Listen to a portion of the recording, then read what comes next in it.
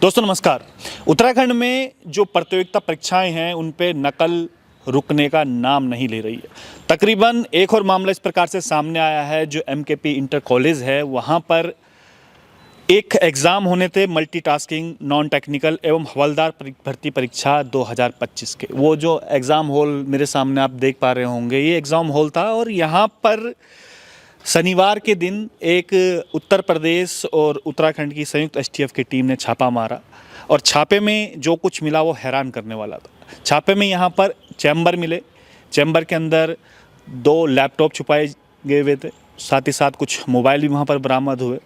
और उसके बाद ये पूरा जो ये है आप देख रहे होंगे परिसर जहाँ पर ये एग्ज़ाम होने थे वो सीज हो गया। आप देखिएगा यहाँ पर नोटिस भी आपको चस्पा देखने को मिलेगा जिस पर लिखा हुआ है कि अंतर्गत धारा 11(1), 11(2), 12(2), 12(3) उत्तराखंड प्रतियोगिता परीक्षा भर्ती के अनुचित साधनों की रोकथाम वनीकरण के उपाय अधिनियम 2023 की धारा 382, 61, 111, 34 बीएनएस और धारा 66 आईटी से संबंधित अभियोग में महादेव डिजिटल जोग परिसर ये क्या लिखा हुआ है के कार्यवाही हेतु ये सील किया जाता है।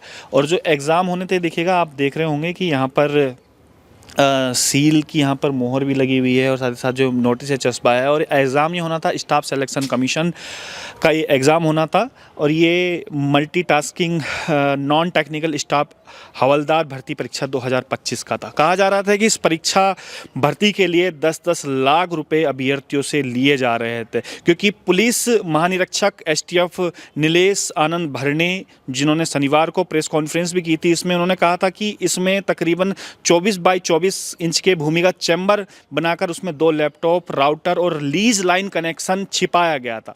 ऊपर से ढक्कन लगाकर जो है वो इस प्रकार से दिखाया गया था कि मान लो ये कोई एक चैम्बर है। तो इस प्रकार की जब से ये खबरें आई हैं तो जो परीक्षा जो छात्र हैं जो इसकी तैयारी कर रहे हैं, जो योग्य छात्र हैं, और उनके अंदर काफ़ी कहेंगे कि एक प्रकार से डर भी बैठ रहा है कि उत्तराखंड में लगातार जिस प्रकार से भर्ती पेपर लीक हो रहे हैं उसके लिए कई नकल विरोधी कानून भी लेकर आए हैं, लेकिन उसके बावजूद भी ये भर्ती परीक्षा नाम रुक नहीं रहा है। इसमें 2 गिरफ्तारी अभी तक बताई गई है कि 2 गिरफ्तारी इसमें हुई है।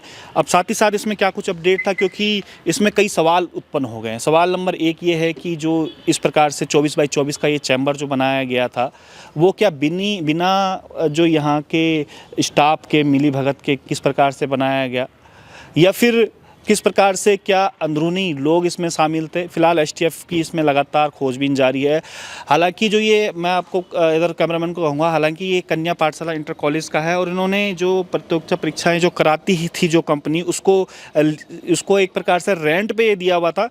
हालांकि अब यहाँ पर आपको कोई भी पुलिस के अधिकारी या फिर यहाँ पर कोई भी आपको नज़र नहीं आएगा, और ना ही यहाँ पर जो इंटर कॉलेज जिन्होंने ये रेंट पर दिया हुआ था विद्यालय जो यहाँ पर एमकेपी इंटर कॉलेज है, वहाँ पर भी कोई इस समय कोई वार्ता करने को तैयार नहीं, क्योंकि किसी को कुछ पता ही नहीं। और इतनी बड़ी वारदात कुछ सोचिएगा, 24 बाई 24 का एक प्रकार का चैम्बर यहाँ पर बना दिया जाता है, उसके बाद वहाँ पर लैपटॉप के साथ साथ उसको इंटरनेट एक्सेस भी उसको दिया जाता है, लेकिन किसी को कुछ कान कुछ खबर नहीं। तो उत्तराखंड में बड़ी ये खबर आपको मैं बता रहा हूँ कि जिस प्रकार से सीज़ ये हो गया है। फ़िलहाल ये इंटर कॉलेज जो रेंट पे दिया गया था एमकेपी इंटर कॉलेज, ये देखिएगा सीधी तस्वीरें आपको यहाँ से दिखाई जा रही है। कहा जा रहा है इसमें 2 व्यक्ति, जिसका एक का नाम जिसमें भास्कर बताया जा रहा है, दूसरे का नाम इसमें नीतीश कुमार जिसका बताया जा रहा है, इन दोनों की गिरफ्तारी हुई है। और इसमें से एक व्यक्ति जो हैं वो यूपी से संबंधित हैं और दूसरे यहीं के ही देहरादून के ही बताए जा रहे हैं। अब इसमें कई सवाल ये खड़े हो रहे हैं कि जिस प्रकार से ये परीक्षाएँ सब ऑनलाइन होती हैं, तो यहाँ पर जिस प्रकार से लैपटॉप और ये इंटरनेट से संबंधित तमाम ये चीज़ें मिली है, हाईटेक इस प्रकार से नकल चोरी इसको कहेंगे। इसके साथ साथ सवाल निशान ये भी खड़े होते हैं कि जो प्रोटोकॉल है, जिस कंपनी को ये परीक्षा कराने का टेंडर दिया हुआ था, वो कंपनी आखिर क्या उनकी भी मिलीभगत इसमें हो सकती है, क्योंकि इससे पहले जब एग्ज़ाम होते हैं तो चारों तरफ से चेकिंग वगैरह भी होती है। आप ये देखेंगे कि किस प्रकार से भवन था। अभी भी यहाँ पर कुछ लाइटें खुली है, अगर मैं राइट साइड में देखूँगा तो यहाँ पर कुछ बाथरूम ही है, उन बाथरूम की भी अभी तक लाइट यहाँ पर खुली हुई। तो इस सवाल निशान सबसे बड़े यही खड़े हो रहे हैं कि क्या जो सुरक्षा प्रोटोकॉल जो स्टार्टिंग में किए जाते हैं, तो क्या उन सुरक्षा प्रोटोकॉलों की जो है वो अवहेलना की गई थी, जिसमें बायोमेट्रिक सत्यापन, जैमर और network control, third party audit जैसे सख्त व्यवस्थाएं होती हैं।